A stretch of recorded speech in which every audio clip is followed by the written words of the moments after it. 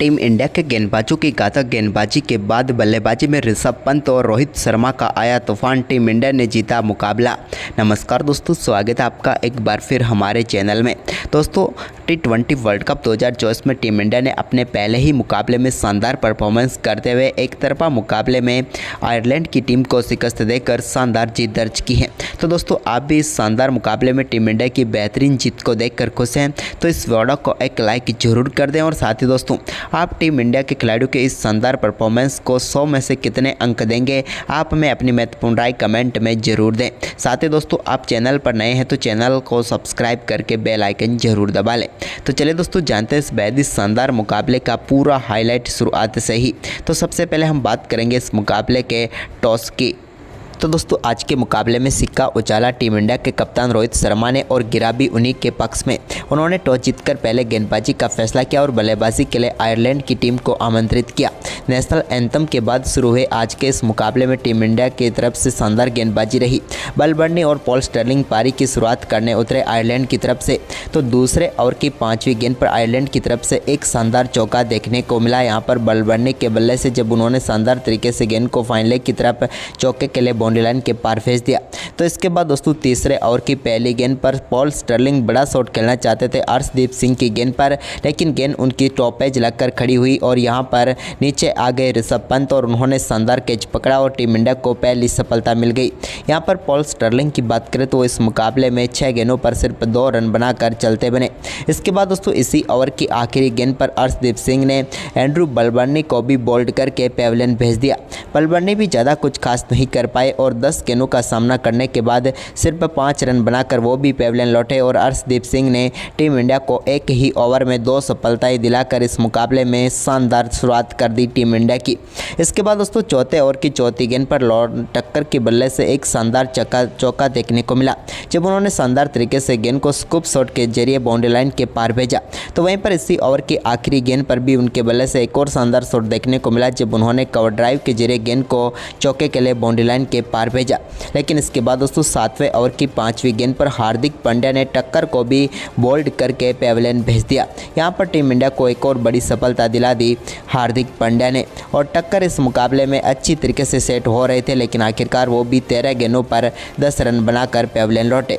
इसके बाद दोस्तों, यहां पर शानदार गेंदबाजी करते हुए 8वें ओवर की आखिरी गेंद पर जसप्रीत बुमराह ने भी ट्रैक्टर को यहां पर पेविलियन भेज दिया। ट्रैक्टर के गेंद बल्ले के लगकर सीधे हेलमेट पर लगी और इसके बाद विराट कोहली के हाथों में चली गई और यहां पर 16 गेंदों का सामना करने के बाद 4 रन बनाकर हैरी ट्रैक्टर पेविलियन लौटे।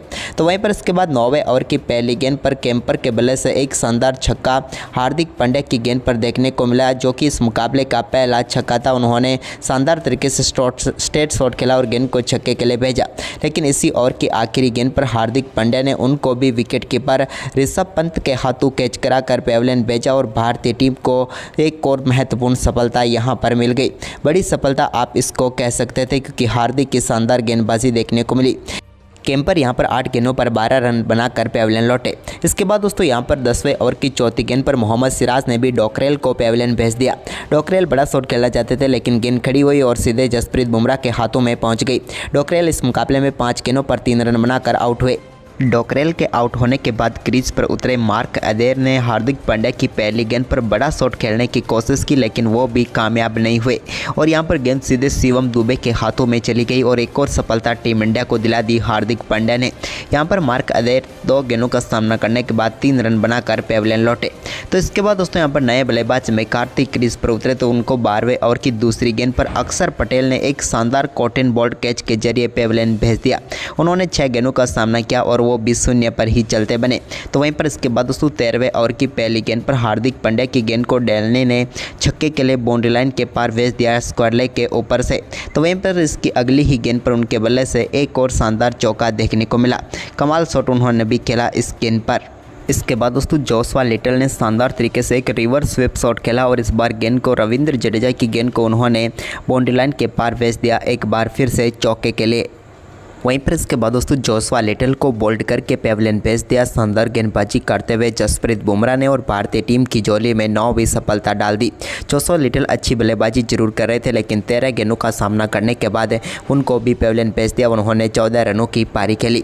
इसके बाद दोस्तों यहाँ पर 16वां ओवर डालने आए अर्शदीप सिंह की पहली गेंद पर एक शानदार चौका डेलनी के बल्ले से देखने को मिला, तो इसी ओवर की तीसरी गेंद पर उन्होंने शानदार छक्का जड़ दिया। लेकिन इसी ओवर की चौथी गेंद पर भी उनके बल्ले से एक और शानदार चौका देखने को मिला।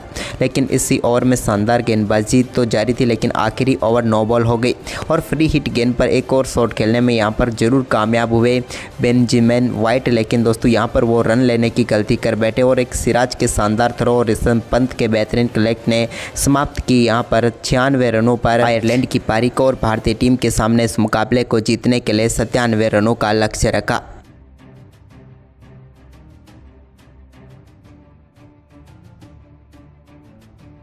वहीं पर दोस्तों इस लक्ष्य का पीछा करने उतरी टीम इंडिया की तरफ से रोहित शर्मा और विराट कोहली पारी की शुरुआत करने उतरे। तो दोस्तों टीम इंडिया के लिए रोहित शर्मा ने पहले ओवर की आखिरी गेंद पर एक शानदार चौका जड़ा, जहां पर गेंद स्लिप के ऊपर से शानदार तरीके से चौके के लिए बाउंड्री लाइन के पार चली गई। चांस जरूर था, लेकिन फील्डर के हाथ में गेंद नहीं आई। इसके बाद दूसरे ओवर की 5वीं गेंद पर रोहित शर्मा ने एक और शानदार शॉट खेला और यॉर्कर गेंद को उन्होंने चौके के लिए बाउंड्री लाइन के पार भेज दिया। इनसाइड एज के जरिए उन्हें चौका मिला। लेकिन दोस्तों ओवर की आखिरी गेंद जो कि फुल टॉस थी, जिस पर शानदार तरीके से छक्का जड़कर इस पारी का पहला छक्का रोहित ने जड़ दिया। लेकिन इसके बाद तीसरे ओवर की चौथी गेंद पर टीम इंडिया को पहला झटका मार्क अदेर ने दिया, जब उन्होंने विराट कोहली को यहां पर बेंजामिन वाइट के हाथों कैच कराकर पेविलियन भेजा और टीम इंडिया को पहला झटका लगा। विराट कोहली 5 गेंदों का सामना करने के बाद सिर्फ 1 रन बनाकर पेविलियन लौटे। इसके बाद ऋषभ पंत क्रीज पर उतरे, तो उन्होंने आते ही तीसरे ओवर की आखिरी गेंद पर मार्क अदेर के एक शानदार चौका खेला स्ट्रेट शॉट के जरिए और गेंद को बाउंड्री लाइन के पार भेज दिया। इसके बाद दोस्तों रोहित शर्मा ने भी छठे ओवर की 5वीं गेंद पर एक और शानदार चौका जोशुआ लिटल की गेंद पर खेला और बैकवर्ड पॉइंट की तरफ गेंद को शानदार शॉट खेलते हुए चौके के लिए बाउंड्री लाइन के पार भेज कर टीम इंडिया के पावर प्ले को काफ़ी शानदार बना दिया। तो वहीं पर इसके बाद दोस्तों 8वें ओवर की 5वीं गेंद पर ऋषभ पंत ने भी एक बार फिर से मैकार्थी की गेंद पर शानदार शॉट खेला और स्ट्रेट शॉट के जरिए उन्होंने एक बार फिर से गेंद को बाउंड्री लाइन के पार भेज दिया चौके के लिए।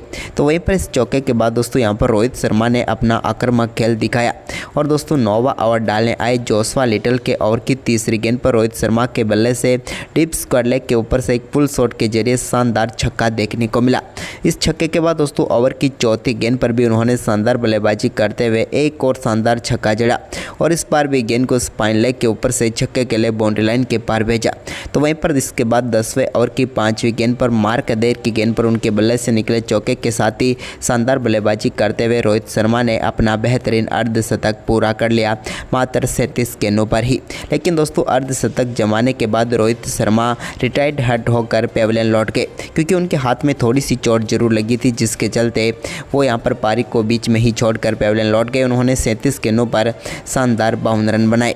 तो वहीं पर इसके बाद ऋषभ पंत ने अपना दमदार परफॉर्मेंस जारी रखा, तो दूसरे छोर से सूर्य कुमार यादव ने उनका बेहतरीन साथ दिया। इसी बीच दोस्तों यहाँ पर शानदार परफॉर्मेंस करते हुए ऋषभ पंत ने एक शानदार छक्का 11वें ओवर की तीसरी गेंद पर चढ़ा, जब उन्होंने यहाँ पर शानदार तरीके से जोशुआ लिटल की गेंद को छक्के के लिए बाउंड्री लाइन के पार भेज दिया।